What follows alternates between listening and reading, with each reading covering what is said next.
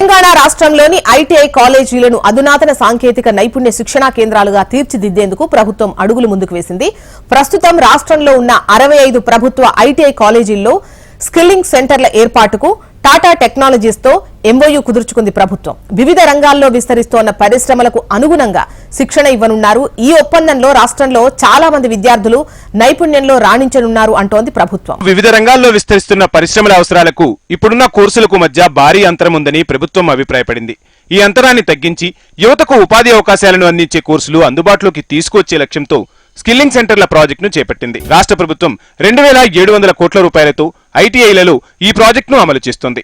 అవసరమైన వర్క్షాప్ల నిర్మాణంతో పాటు యంత్ర పరికరాల సామాగ్రితో పాటు శిక్షణను అందించే ట్యూటర్ల నియామకాన్ని టాటా టెక్నాలజీ ప్రాజెక్టులో భాగంగా ఐటీఐలలో కొత్తగా 9 లాంగ్ టర్మ్, 23 షార్ట్ టర్మ్ కోర్సులు ప్రవేశపెడుతున్నారు. అన్ని రంగాల్లో యువతకు ఉపాధి అవకాశాలు అందించే నైపుణ్య అభివృద్ధి చేసే కోర్సులను ఎంపిక చేసినట్టుగా తెలుస్తోంది. ప్రతి ఏడాది వీటితో 9000 మందికి అడ్మిషన్లు కల్పిస్తారు. దాదాపు 1,00,000 మందికి షార్ట్ టర్మ్ కోర్సుల ద్వారా శిక్షణ ఇవ్వనున్నారు. ఈ విద్యా సంవత్సరం నుంచే ఈ ప్రాజెక్ట్ అమలుకు సన్నాహాలు చేయాలని ఇక కేవలం శిక్షణనివ్వటమే కాకుండా యువతకు ఉపాధి కల్పించేందుకు క్యాంపస్ ప్లేస్మెంట్లపై దృష్టి పెట్టాలని ముఖ్యమంత్రి సూచించారు.